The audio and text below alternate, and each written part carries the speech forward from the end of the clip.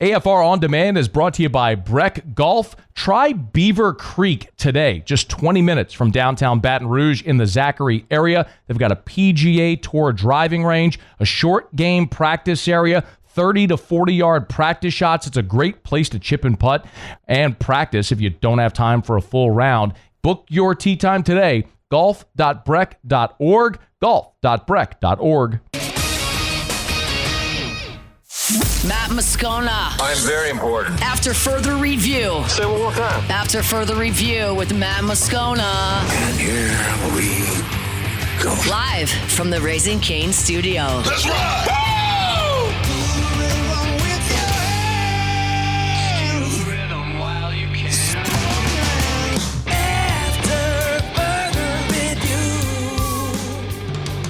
Hour 2.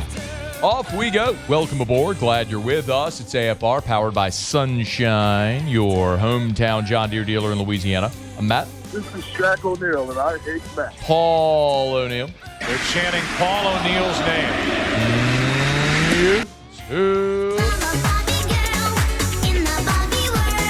And Mr. Toby Tomplay.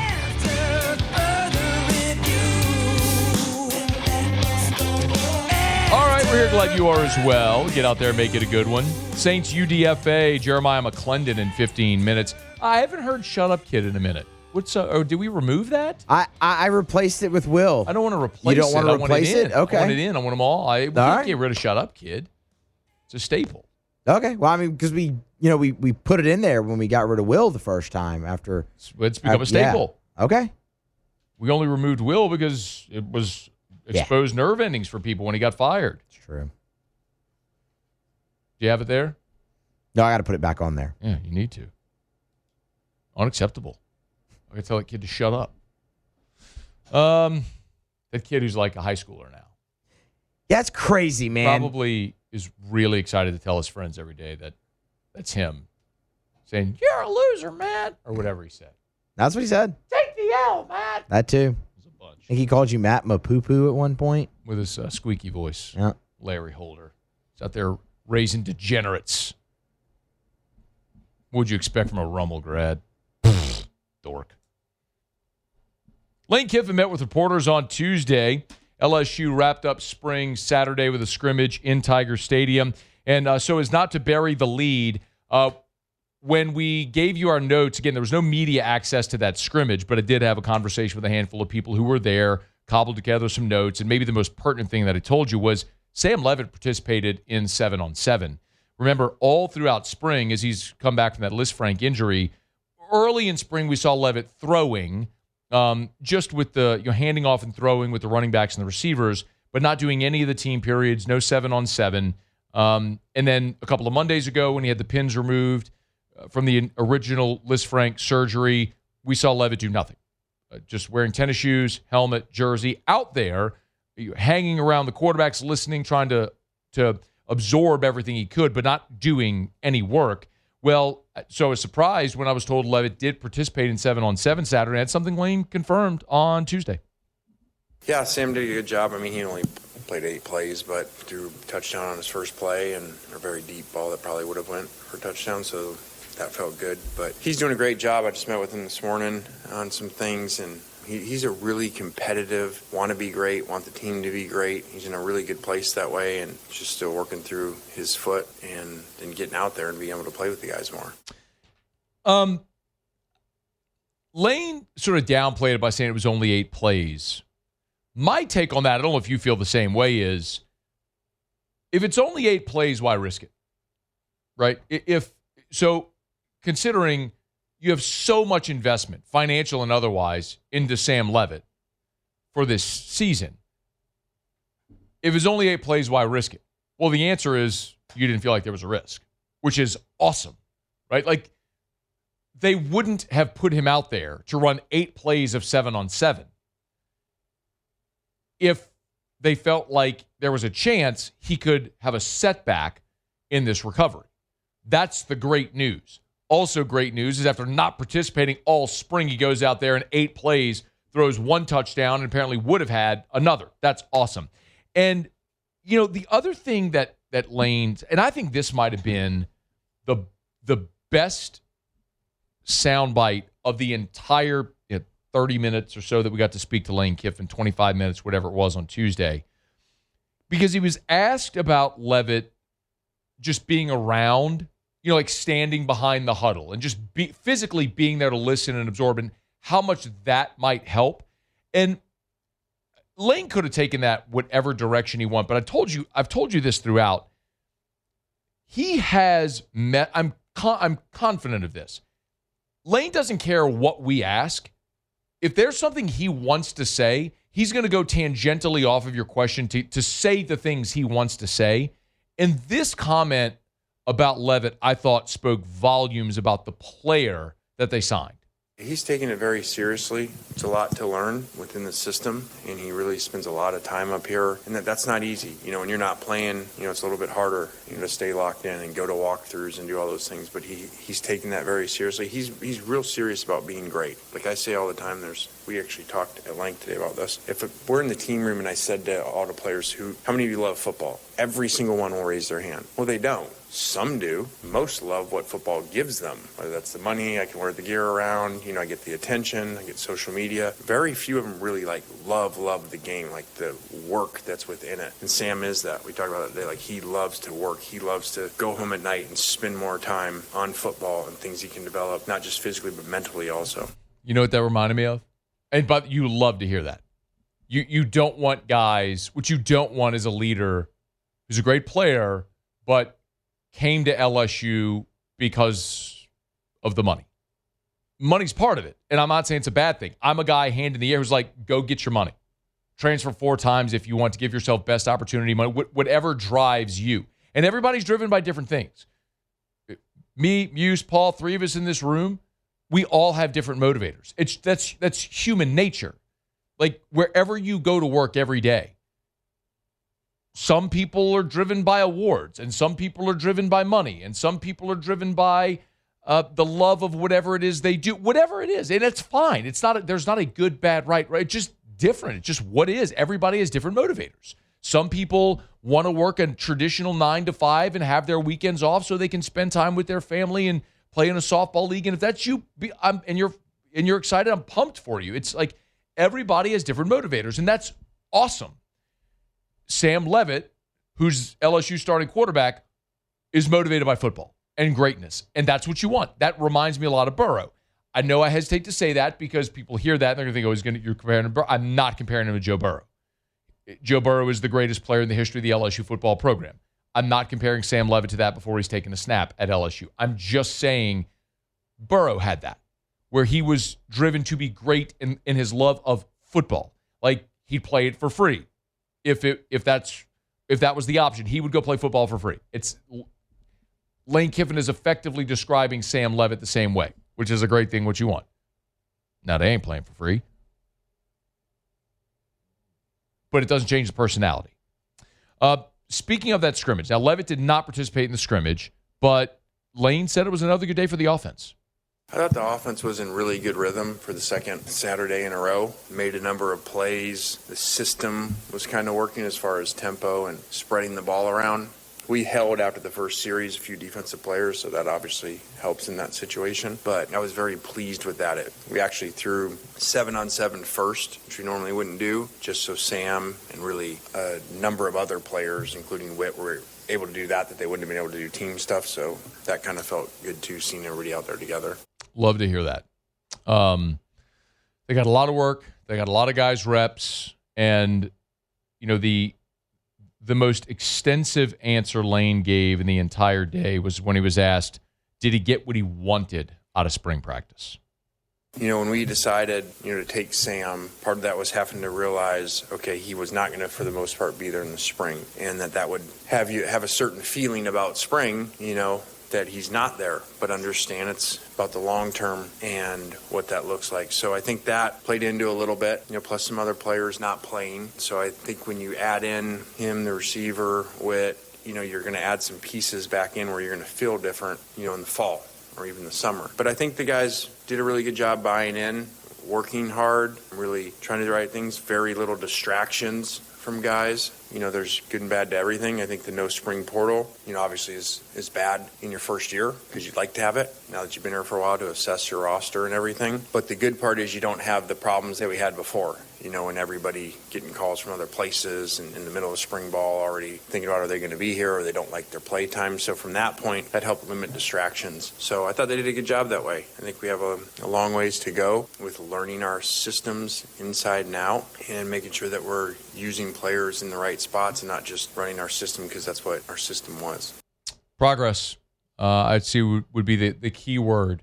When Brian Kelly first got here in 22, the big push initially was, I remember, just creating habits, like good habits. It was, they had these accountability cards. They made guys fill out, did you go to class? What did you eat? I mean, it was, the program had gone so awry that first spring was just about getting guys to create good habits again. This feels light years ahead of that. So now they'll have to go build on it in these next few months leading into fall camp. We'll hear more from Lane Kiffin in just a bit. We are brought to you by Lee Michaels Fine Jewelry, lmfj.com, lmfj.com for Lee Michaels Fine Jewelry. Mother's Day is a week from Sunday. Guys, take care of mom. For all the late nights, the early mornings, the endless love, Lee Michaels can help you thrill her with a gift in the red box. Baton Rouge, Lafayette, Shreveport, New Orleans. And remember, graduation time is here as well. They have the perfect gift for every graduate from high school to college. Maybe it's timeless pearls, elegant watches, a classic piece of diamond jewelry. They have it for you at Lee Michaels Fine Jewelry. lmfj.com. lmfj.com for Lee Michaels Fine Jewelry. Okay, let me knock out a quick break, y'all. I'm excited about this. One of the things we get to do every year around this time after the draft comes and goes, we get to talk to guys that were drafted, and then we get to talk to a lot of the guys that weren't drafted and are beginning their journey as a UDFA. One of them is Jeremiah McClendon, who signed with the Saints as a UDFA, and he's going to join us next on AFR. AFR. Okay, you got 2 more days. Today's the 28th. You got 2 more days to register for the Gordon's Grads laptop giveaway. So I've been telling you about it for about a month now. Entries deadline is the last day of the month. So you got 2 more days to enter. Go to gordonsgrads.com, gordonsgrads.com. One more time, gordonsgrads.com. It's a website. It's where you can go to enter to win one of 15 laptops or MacBooks for graduating Louisiana high school seniors that are going to a 2 or 4 year college or a trade school. So maybe that's you, maybe that's your son or daughter, niece, nephew, grandson, granddaughter, friend, neighbor, coworker, child, whatever it may be. If you know a graduating Louisiana high school senior that's going to a 2 or 4 year college or trade school, make sure they know about Gordon's Grads. Go to gordonsgrads.com to enter, gordonsgrads.com. Get Gordon, get it done. After further review, powered by Sunshine, your hometown John Deere dealer in Louisiana. Plowing these fields in the hot summer sun. Over by the... Before first down from the 24. A throw is picked off. Jeremiah McClendon with his first pick this season. Hopefully he's got plenty of those ahead. As a member of the Black and Gold, Jeremiah McClendon signed with the New Orleans Saints as an undrafted free agent out of Southern Illinois. He's a Saluki. Joins us now. Hey, Jeremiah, thanks for the time, man. How are you? I'm doing good. No problem. I'm doing good. How about you? Doing awesome. We appreciate the time, man. Hey, whenever the draft ends, I've done enough of these over the years and enough guys to know it's a sprint for the undrafted guys, and you got like 10 minutes, right, to make a decision on where you're going to sign. Can you describe what that time was like? Draft ends from that point to when you decided to pick the Saints? My process was kind of fast. It was literally right after the draft ended. Coach Peter started calling me and Coach Moore called me, and I decided to make that decision quick. So it was kind of fast. It took a minute or two right after the draft. How many teams called you? Just one. Just one that I know of. I don't know how many called my agent. Yeah. Did you have any? Did you have pre-draft conversations with New Orleans? I didn't have any conversations. I just received the message, asked for my contact information, like for the draft, and how can they get in contact with me. But I didn't have no conversations at all. So no workouts, no conversations with coaches, no visits, none of that stuff? No, sir. Wow. So you go through the draft process. Did you have were there any teams that maybe gave you a little bit of an inkling that they might be interested? I talked to a few teams. That's about it. But like a few teams was like, I mean, just like I did a workout for Miami. It went good. I maybe thought that'd be an option, you know. But other than that, nah. Like Cincinnati, I was tight with. I talked to them a few times. And the coach, I did a Zoom meeting with. But other than that, no other team really. So the Saints just were kind of lurking, not letting you know they were interested, and they just popped in at the end and were like, "Let's go." So why did you pick New Orleans? I mean, I picked the Saints because like you say, the end of the draft is fast, and I didn't like, it was the opportunity. Like, this is the opportunity that I've been wanting since I was a toddler, so I didn't want to wait it out and miss out on a great opportunity with the Saints here. So I mean, the Saints is a great organization and everything. I just wanted to take the opportunity that God gave me, and I wanted to put my head down and run with it. Jeremiah McClendon is with us, cornerback from Southern Illinois. We'll talk about your football journey here in just a minute, but what else do you know about the Saints or Brandon Staley, the defense? What do you know about New Orleans so far? I really don't know much about New Orleans, but the last few days I've been trying to do my research, trying to get up to date with them. I really don't know much at all. Your journey, what have you learned so far in doing some research for a couple of days? Anything? I'm just trying to learn, like, the defenses. I'm just doing everything on the football side. Yeah. I'm trying to figure out the defensive scheme, trying to learn the environment, really. I'm trying to learn New Orleans, see what's around, the found areas, and just I'm trying to do some more research on the organization itself, like the football organization, just more about the special teams, and just football-wise. That's really it, what I'm trying to do my research on. Have you ever been to New Orleans? Never been to New Orleans. Never been. So you grew up in Florida, right? Yes, sir. So who was your team growing up? Were you Miami? Were you Bucks? Who'd you cheer for? Jags? Who were you cheering for? Pittsburgh. How did you? You're from Florida. How did you become a Pittsburgh fan? I liked the Antonio Brown. I just liked the Antonio Brown a lot because he was down from Florida. And then, like I said, I'm a big Jalen Ramsey fan, so I watched Jacksonville for a while, then Los Angeles. Then we came to Miami. I started, liking Miami a little bit, but I kind of was like a Pittsburgh fan. All right. Jeremiah McClendon's our guest, Southern Illinois, now New Orleans Saint. Jeremiah McClendon signed with New Orleans as an undrafted free agent on Saturday when the draft ended. Hey, I want to talk a little bit about your college journey because you have one of these, one of these stories that are becoming a little more familiar. I mean, you bounced around a lot. 4 schools in 5 years: Marshall, Charleston Southern, FIU, Southern Illinois. When you started your college career at Marshall, did you think you would end up playing at 4 places in 5 years? No, I actually didn't. I didn't think about it at all. I didn't think I would be at 4 places. I thought I was going to be at Marshall to the end. I mean, I'm a real loyal guy.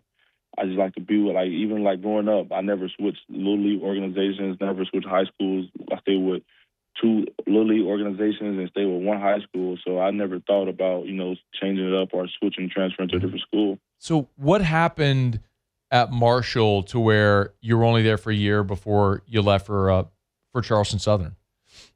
I was just, I wanted to play right away. I feel like I was ready to play right away.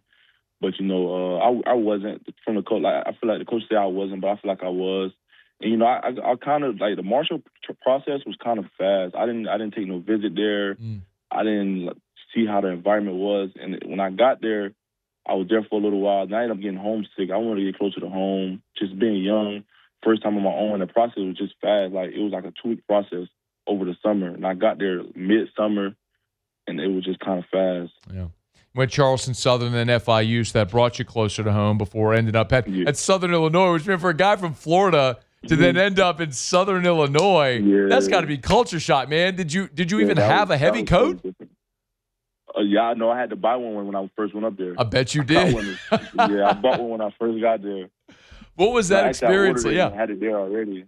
I ordered it and had it there already waiting for me. What was the experience like, man, playing at Southern Illinois? It was good. Carbondale is a great community. They have great fans, a great community, a football community. First thing, it was just cold. The winter, my first winter, first time seeing snow. It was just cold. I got used to it, and it got fun over time. But besides that, Carbondale and Southern Illinois is a good spot, good environment, good team. Let's talk some football. Jeremiah McClendon is with us, cornerback, signed with the Saints as a UDFA. How would you describe your style of play as a corner? I would describe my style of play as a corner. I would say I'm an aggressive corner. Like, I like to play aggressive. I'm very smart, and I just like to guard. And I like to guard the best and guard the best person and lock down the best person, best receiver. And that's just my style of play right there. Are you a boundary guy? Can you play in the slot? I played a lot of I played boundary majority of my snaps last season. My freshman year at Marshall, I played nickel. So yes, I can play in the slot. I can play everywhere. Yeah. Is there everywhere. I played safety in high school. Huh? I played a little safety at Marshall, safety nickel at Marshall. And I played corner majority of my career. Did you play special teams? Oh, I played special teams. Yes, I was actually played a lot of special teams. My junior year, my senior year, I played kickoff and gunner. Actually, like I was like the best special teams player on my team. Actually, it's I'm sure you know this, but that's obviously a way that a lot of guys end up making the team. Is if you're a versatile player who can also play special teams, you feel like that maybe might be your path to making the roster. Oh yes, for sure, 100%. I love special teams. Special teams fun to me. I mean, just to go out and make plays and try to. I mean, special teams is an important unit on the football team. I mean, just to go out and play special teams is just fun. Like, just go out and do it. And do your job. Special teams is fun to me. I actually like it. You're coming down to New Orleans, which is like a great one of the greatest food cities in the world. So it's gonna be hard not to gain weight moving down to New Orleans, man. How big are you right now? Right now I'm like 193, I believe. Last time I stepped on the scale, I was 193. Do you like jambalaya and etouffee and gumbo and all that sort of stuff? Nah, I'm a big soul food person. Hey man, got plenty of that down here too. What do you love to eat? I like pasta, Alfredo pasta. I like macaroni and cheese, baked beans. Like I say, ribs. I'm a big soul food guy. Barbecue maybe not our best thing down here, but man, I'm gonna tell you, you're gonna be introduced to a whole new world coming to New Orleans to eat. For sure. I'm telling you, man. It's the humid days, or you're gonna need the running outside of the humid days to keep that weight off, man. It's gonna you're gonna need it. Hey, what's do you know the schedule yet? Like when you'll be in New Orleans for the first time? May 7th. I actually fly into New Orleans. May 7th. That's rookie minicamp? Yes. Okay. May 7th, the journey begins. Hey man, we'll be watching and we'll be pulling for you. Good health and lots of success ahead, man. Thanks for taking a few minutes today, man. Wish you all the best, all right? Thank you. No problem. Yep, it's our pleasure. Jeremiah McClendon, Southern Illinois cornerback, joining the Saints as an undrafted free agent. I always think it's so wild. You're talking to guys who real quick, brought to you by Rouse's. I'll come back to that thought in a second. Brought to you by Rouse's, official supermarket of your New Orleans Saints. Got to get Jeremiah hooked up over at Rouse's. I'll tell you who's got good barbecue. Rouse's got good barbecue. Jeremiah wants good barbecue. You can go get good barbecue at Rouse's. Like my wife, Erica, who doesn't even love barbecue, the brisket at Rouse's, she craves it. I mean, you can get big old trays and platters of it. You can get it individually served for dinner. Oh, so many. I'm getting hungry right now just talking about it. Rouse's, the official supermarket of the Saints. Rouse's.com. They still got hot boiled Louisiana crawfish every single day. Get it before the season's over. Rouse's.com. Rouse's.com. Rouse's. This feels like home. To finish that thought about Jeremiah, it's so wild to me when you talk about the UDFAs and how quickly that process goes from the end of the draft to making a decision about where you're going to go. And, here you have a guy who has never been to New Orleans, had no contact at all with the Saints throughout this entire process. They didn't work him out, didn't talk to him. We said Miami, Cincinnati. He might have said a couple other teams that had been in contact with him at any point. And then all of a sudden, boom, phone rings. It's New Orleans. You want a job? Yes. All right. We're sending over the paperwork. I mean, it's like that. It's that quick. how decisions have to be made, and sometimes it's something completely out of left field. So, I'm always intrigued because every year, without fail, there's always UDFAs that make the roster. Like it is a thing that happens every single year. There are guys that go undrafted that make the team, and so you're always looking, and you similarly you miss on draft picks. It happens to every team every year. So where are those diamonds in the rough? The guys that have enough of an upside that you can find. The one other angle of this that I think is going to be fascinating to watch is, I don't know if you know this, but the first FCS player taken in the draft was Bryce Lance that the Saints took in round 4. There was not an FCS player that went before round 4. And a big part of that and the lack of G5 draftees is because the best players from those levels don't stay at those levels anymore. I mean, think about A.J. Halsey. A.J. Halsey was a kid who started in New Mexico, went to Houston and LSU. And there's so many stories like that. Whereas in a bygone era, those guys would be drafted out of their G5 or their FCS school. Well, now they don't stay there. They transfer to a bigger program. And so ascending talents end up getting seen and then getting the opportunity to play at a higher level in college. So the Jeremiah McClendons become maybe fewer and far between. So it's going to be really interesting as we continue to see a sample size grow of years in the draft process to see if guys like that continue making the team or if it's just a product of all those guys that maybe were NFL players who were sort of stuck, for lack of a better word, at a smaller classification school now because of the portal and NIL have an opportunity to get to bigger. So, I mean, there were 87 players drafted from the SEC. 87. That's a record. Now there's more teams, but it's also just the depth in the conference is better because you go raid smaller division schools for their best players. Be interesting to watch how it all develops. We'll keep you posted. All right, it's After Further Review. Tuesday shows are powered by Sunshine, your hometown John Deere dealer in Louisiana, sunnyquip.com, sunnyquip.com. We'll knock out a break. Oh, by the way, draft in the rearview mirror. We have updated NFL win totals post-draft. We'll tell you what they think about the Saints and an updated point spread for LSU Ole Miss coming up in September. We'll talk about that when we come back. It's AFR. AFR. We're brought to you by the Watermark and the Renaissance. Watermark Downtown, Renaissance Southtown. Of course, Watermark Baton Rouge's premier hotel property. The original Louisiana National Bank building in downtown Baton Rouge. And yes, it is a gorgeous luxury hotel, part of the Autograph collection with Marriott Bonvoy.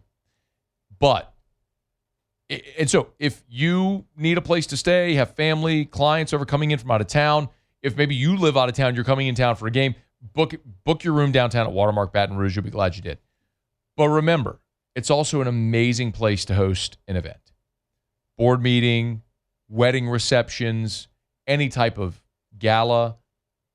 You have the beautiful historical integrity of that building with all the modern amenities added. I mean, you go down into the basement, like this beautiful marble staircase. They have all the old bank vaults there that they've hollowed out into meeting rooms. It is a gorgeous space. Check it out. It's downtown Baton Rouge. It's Watermark Baton Rouge. After Further Review, powered by Sunshine, your hometown John Deere dealer in Louisiana. She's always staring at me while I'm chugging along. She likes the way it's pulling while we're tilling up a land. This week, 104.5 ESPN Baton Rouge is proud to support Dreams Come True during our annual Radiothon, helping grant dreams for children with facing life-threatening illnesses. Excuse me. Tune in, make a donation, and help us change a child's life during the Dreams Come True Radiothon on 104.5 ESPN Baton Rouge. Thanks to First American Bank and Boudreaux's Electrical, along with Chad's Collision, Subaru of Baton Rouge, Lewis Mechanical, Patient Plus, and River Parish Contractors for making it happen.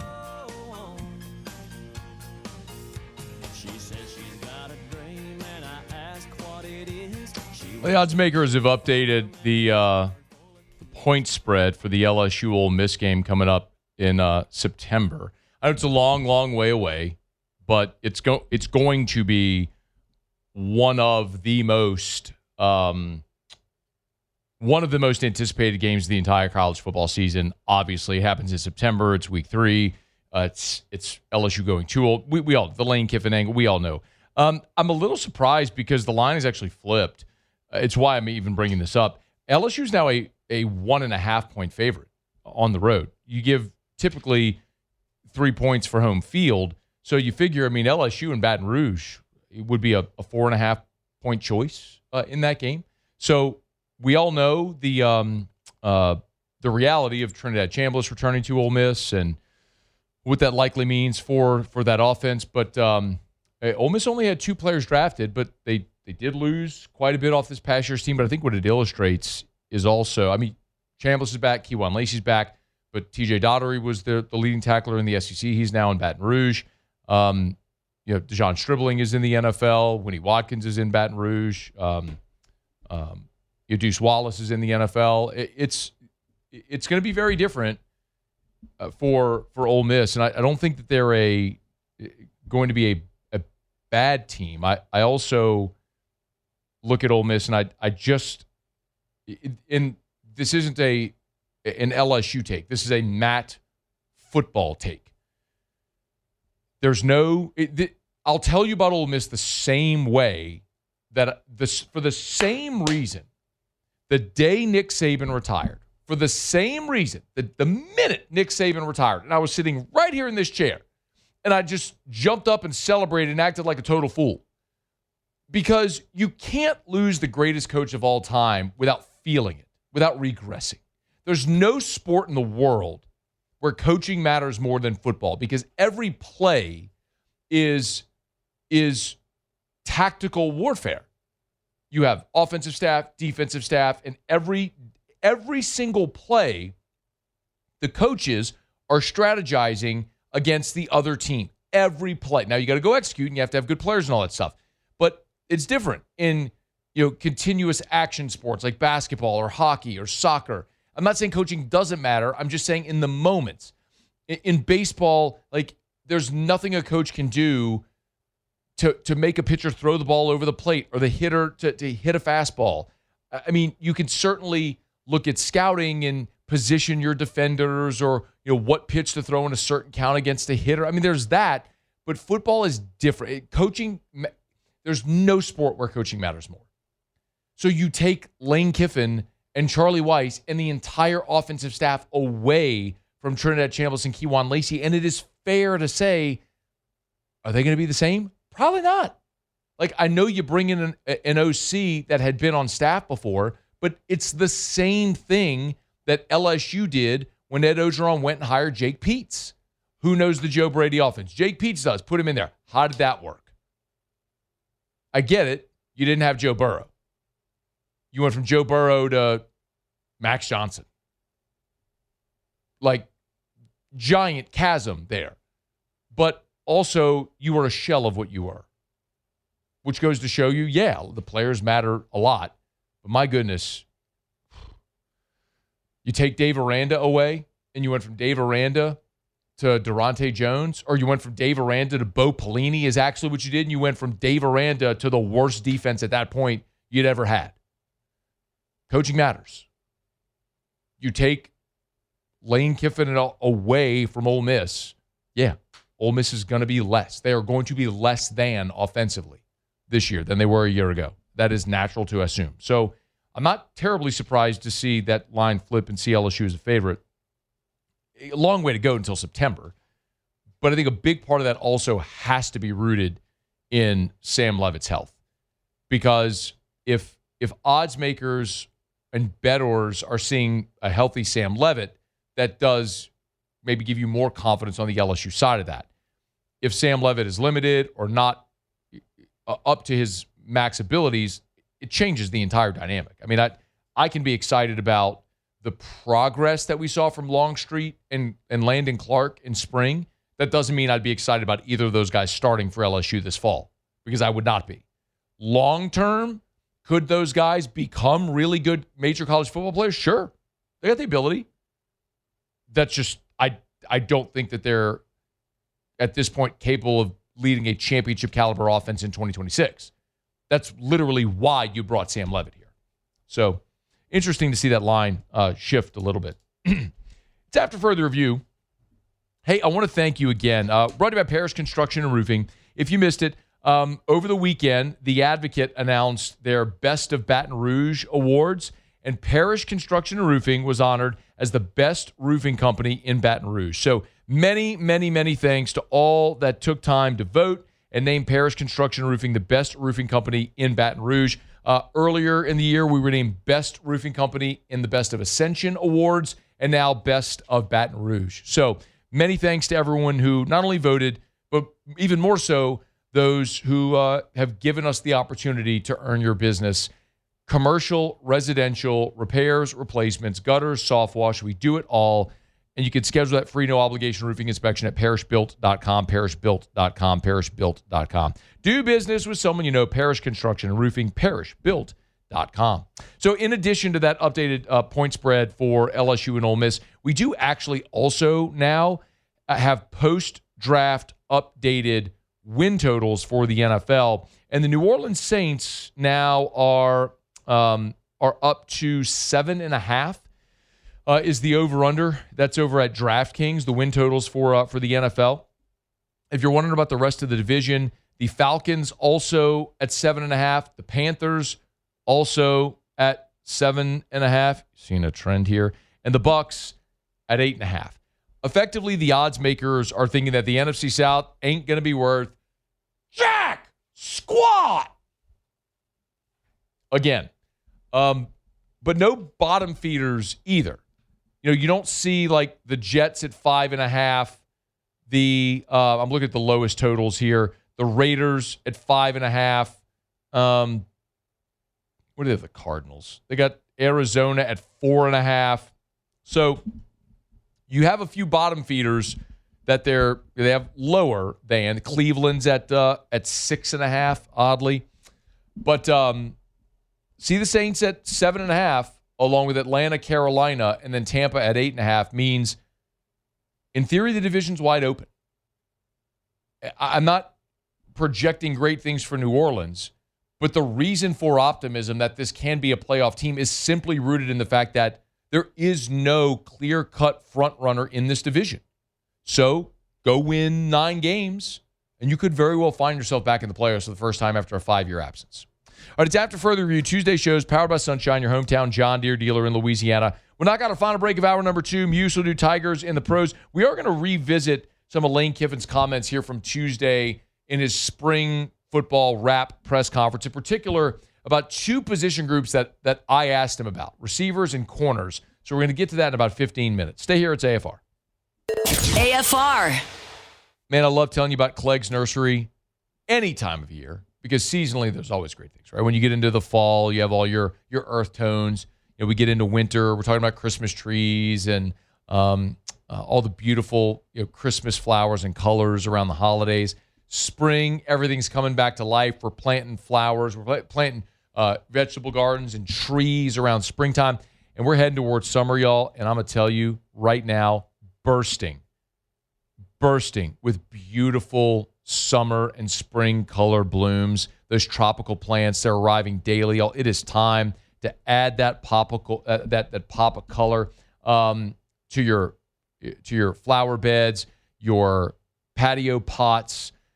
You want to beautify that area around your pool. So many great options. Check out the Clegg's Nursery Facebook page. Butterfly bushes are in. They've got beautiful roses. Drift roses are there. Go see them at Clegg's Nursery. After further review, powered by Sunshine, your hometown John Deere dealer in Louisiana. She thinks my tractor's sexy. Man, I see that big old beautiful new Sunshine location on Pico in Baton Rouge every single day when I drive home. See the new Pico exit between Highland and Seagan. You cannot miss that brand new Sunshine. Pop on in and tell them Scone sent you. Sunnyquip.com, sunnyquip.com. Sunshine, your hometown John Deere dealer in Louisiana. Wrapping up hour number 2. Musu, Tigers in the pros. Tigers in the pros. They still bleed purple and gold. They're just really rich now. We'll start with the NBA playoffs. Night ago, Timberwolves and Nuggets. Naz Reid for the T-Wolves. Should have stayed. 24 minutes off the bench, 12 points, 8 rebounds in the game for Naz. But it was the Denver Nuggets who got the win. Minnesota leads that series 3-2. I was watching and Naz, I had the sound off. I saw Naz go into the locker room. Did he get ejected? I had the sound off. I just had the game on. And he was just... Are you Googling it? I am, because I turned his ankle. Turned his ankle. Turn an ankle turn in Game 5. Maybe a little more thorough research. Hopefully he's back for Game 6. You know, in the NBA, they have a day off in between every single game, sometimes 2. That's why their playoffs take a month and a half. So hopefully he'll be back. Longer than a month and a half, dog. Yeah, 2 months. 3 months, maybe. Goes to the end of June. Yeah, it's just brutal. Cam Sanders. Remember we told you he got called up a few weeks ago for the Pittsburgh Pirates. Made his third appearance a night ago. Just pitched the final third of an inning, but it was a strikeout for Sanders. Let's go. Has made 2 other appearances. The first one, a little rocky against Tampa Bay, but the last 2 have resulted in back-to-back zeros, including a 2-inning outing. So he's getting reaccustomed there to Major League Baseball. Grant Taylor for the White Sox a night ago. His second hold of the season, extended relief as well. Inning in a third. Did not give up an earned run. Did not walk anybody and punched out 2. White Sox got the win 8-7. They're not completely abysmal here so far in 2026 like normal. Alex Bregman and the Cubbies fell to the Padres. Bregman went 0 for 4 in the ball game. Did reach base via the walk and come around to score. 244 so far on the season.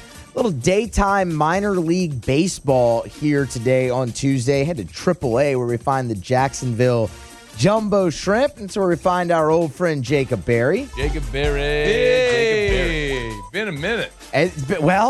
That plays into this. So it hasn't been a really great time for Berry in the minor leagues. But he's off to a really good start here in AAA. 1 for 2 earlier today. Walked 3 times. The one hit was a single. He did come around to score 294 early in the season for Jacob Berry. Jacob Berry. Hopefully this is the turnaround here for a guy who's got all the potential. They played the Durham Bulls, and Trey Morgan did not play in that ball game. A little day off coach's decision there for the former Tiger. Hit the bull. He hit the bull. Guy wins a steak.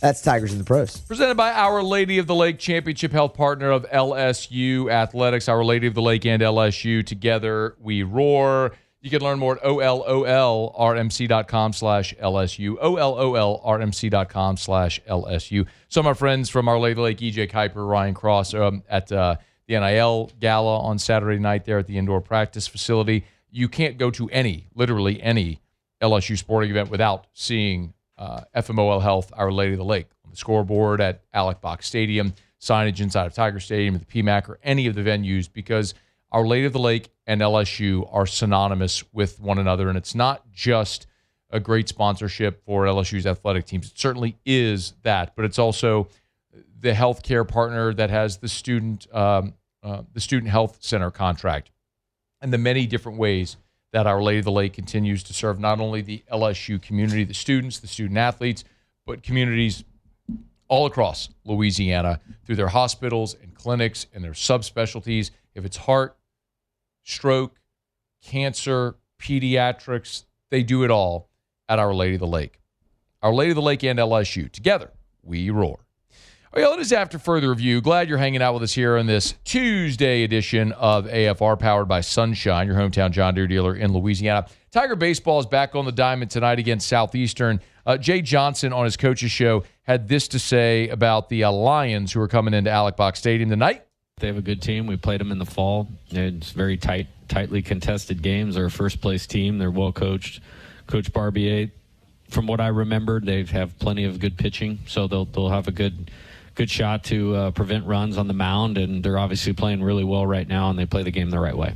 That's a Southeastern team that's 28-17 on the season. As Jay mentioned, they share currently the lead in the Southland with Lamar, coached by former LSU Tiger Will Davis. They got a 16-8 league mark. swept Houston Christian this past weekend in Hammond. Hit 284 as a team, so they can mash it a little bit. It'll be I'll be so interested to see in this ball game tonight. We should have the starting lineup before we get off air. It's a 6:30 first pitch, but usually we have the starting lineup before we get off air. I'll be so interested to see with LSU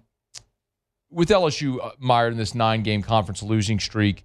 Hopefully it doesn't carry into tonight. But the thing that was also undeniable about this weekend is LSU fought and the young guys produced and they hit the baseball. And so I would love to see a big offensive day by LSU in this ball game tonight against Southeastern, regardless of what happens on the mound. Because that's the one thing I think that we can all agree seems to be trending in the right direction with a lot of the young guys. So Tigers and Lions tonight at the box at 6:30. All right, here comes Sports Center. We get you caught up on national headlines. Hour 3 next on AFR. AFR. We're in that time of year where a lot of people, you filed your taxes, you got your tax refund, and maybe you're sitting on a little pile of cash from your tax refund and wondering, what should I do with it? Maybe you go buy a fun new toy, maybe go on a vacation, or maybe you invest that tax refund into your greatest investment, your home. You want to increase your home's resale value? How about energy-efficient replacement windows from Relief Windows? Windows, doors, siding, shutters, and shades, they do it all. Custom made for the specifications of your home. I've told you this before, but if you go to Relief Windows and you look at their energy-efficient windows, they have this test where they can show you, they'll turn a light on above a normal glass window and then their energy-efficient window, and then you'll see the thermostat, and it'll show you the temperature difference. So you will keep your home cooler, lowering your energy bills, increase your resale value. Check them out online at reliefwindows.com.